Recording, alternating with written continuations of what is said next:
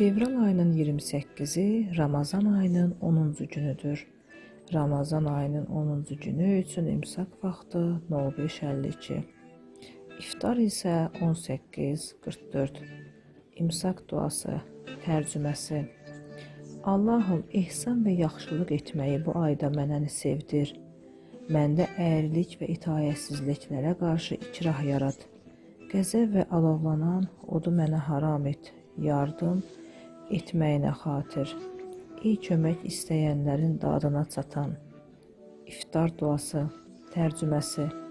İlahi, sənin üçün oruç tutdum və sənin ruzunla iftar edib yalnız sənə təvəkkül edirəm. Allah orucunuzu qəbul etsin. Onu da qeyd edirik ki, rayonlarda fərqli ola bilər. Təqvimdə dəqiq baxmağınızı tövsiyə edirik. Hər bir oruç tutanın duası iftar zamanı yerinə yetər. Ey iman gətirənlər! Sizdən əvvəlkilərə yazıldığı kimi sizə də oruc yazıldı və qərarı alındı ki, bəlkə ruhunuz qüvvətlənsin və nəfsi istəklərdən çəkinəsiniz. Bəqərə 183. Mübarək Ramazan ayı əldən getməkdədir.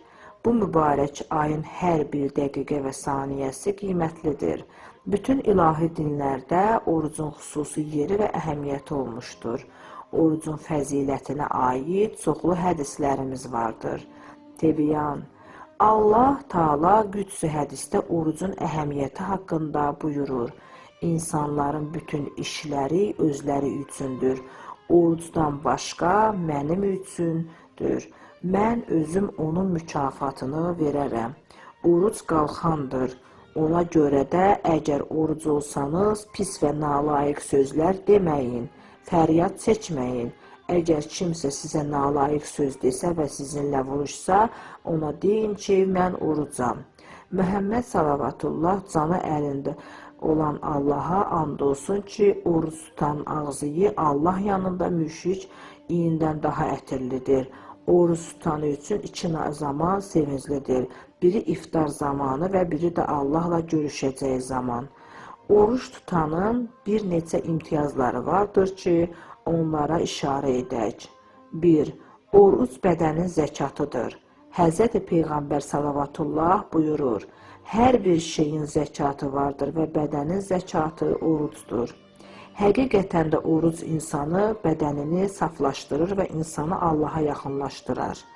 Oruc insan ruhunu paklayar və insanı daha itayətkar və müti edər. Oruc insanı kamala yoluna yönləndirər. Həzrəti Peyğəmbər salavatullah bu haqda buyurur. Oruc tutan həmişə ibadət halındadır, hətta əgər yatsa belə. Oruc tutanın duası qəbul olar.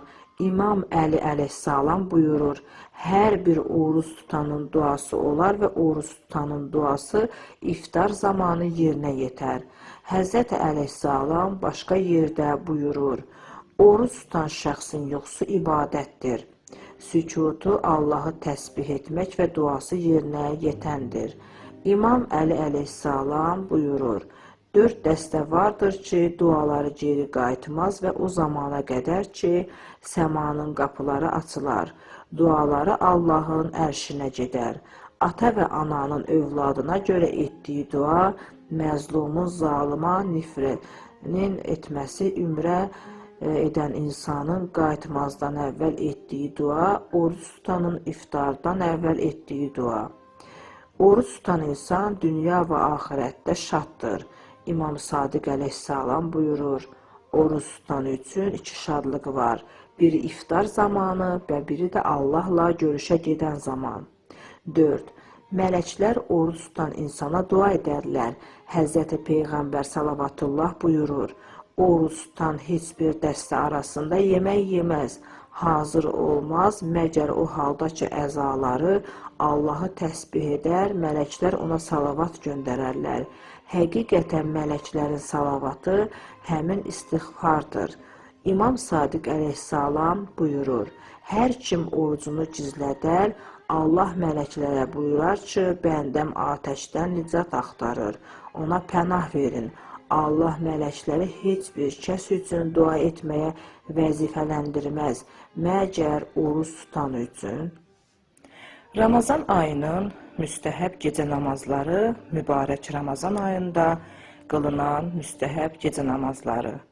Birinci gün 4 rükət, 1 həmd, 15 ixlas hər rükətdə. İkinci gün 4 rükət, 1 həmd, 20 qədir hər rükətdə. Üçüncü gün 10 rükət, 1 həmd, 50 ixlas hər rükətdə.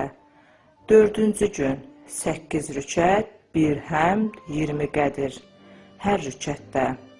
Beşinci gün 2 rükət, 1 həmd, 50 ixlas hər rükətdə. Altıncı gün 4 rükət, 1 həmd, 1 mülk hər rükətdə. Yeddinci gün 4 rükət, 1 həmd, 13 qədir hər rükətdə. Səkkizinci gün 2 rükət, 1 həmd, 10 ixlas hər rükətdə. Və namazdan sonra 1000 dəfə Sübhanallah. 9-cu gün 6 rükət, şam və xiftən namazlarından sonra 1 həmd, 7 ayət-ül kürsü hər rükətdə və namazdan sonra 50 salavat. 10-cu gün 20 rükət, 1 həmd, 30 ixlas hər rükətdə. 11-ci gün 2 rükət, 1 həmd, 20 kövsər hər rükətdə. 12-ci gün 8 rükət, 1 həmd, 30 qədir hər rükətdə. 13-cü gün 4 rükət, 1 həmd, 25 ixlas hər rükətdə. 14-cü gün 6 rükət, 1 həmd, 30 zəlzələ hər rükətdə. 15-ci gün 4 rükət, 1 həmd, 100 ixlas, 1-ci rükətdə. 1 həmd, 50 ixlas, 2-ci rükətdə. 16-cı gün 12 rükət, 1 həmd, 12 təkasür hər rükətdə. 17-ci gün 2 rükət, 1 həmd, 1 ixlas, 1-ci rükətdə. 1 həmd, 100 ixlas, 2-ci rükətdə. 18-ci gün 4 rükət, 1 həmd, 25 kövsər hər rükətdə.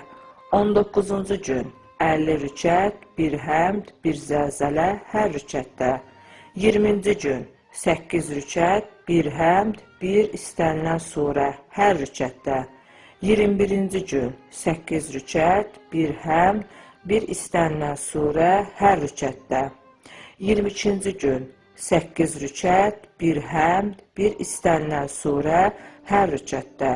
23-cü gün 8 rükət, 1 həmd, 1 istənilən surə hər rükətdə. 24-cü gün 8 rükət, 1 həmd, 1 istənilən surə hər rükətdə. 25-ci gün 8 rükət, 1 həmd, 10 ixlas hər rükətdə. 26-cı gün 8 rükət, 1 həmd, 100 ixlas hər rükətdə. 27-ci gün 4 rükət, 1 həmd, 1 mülk, 28 ixlas da oxuna bilər hər rükətdə. 28-ci gün 6 rükət, 1 həmd, 100 ayət-ül kürsü, 100 ixlas, 100 kövsər hər rükətdə və namazdan sonra 100 dəfə salavat. 29-cu gün 2 rükət, 1 həmd, 20 ixlas hər rükətdə. 30-cu gün 8 rükət, 1 həmd, 20 ixlas hər rükətdə və namazdan sonra 100 dəfə salavat. Hansı hallarda oruç tutmaq haram yaxud da məkruhdur? Şəriətin ümumi məsələlər barəsində 5 hökmü var. Vacib tərk olunmasına icazə yoxdur. Haram tərk edilməsi tələb olunur. Müstəhəb vacib deyil, amma icra etsən savabı var. Məkruh tərk etsən yaxşıdır, amma yerinə yetirmək haram deyil. Mübah nə cəzası var, nə də mükafatı. Oruc bəzi vaxtlarda vacib və ya müstəhəb, bəzi hallarda haram və ya da məkruh olur. Bir neçə hal var ki, oruc tutmaq müsəlmana haram olur. Fitir günü Ramazan ayı qurtarıb Şəvval ayının 1-ci günü olur.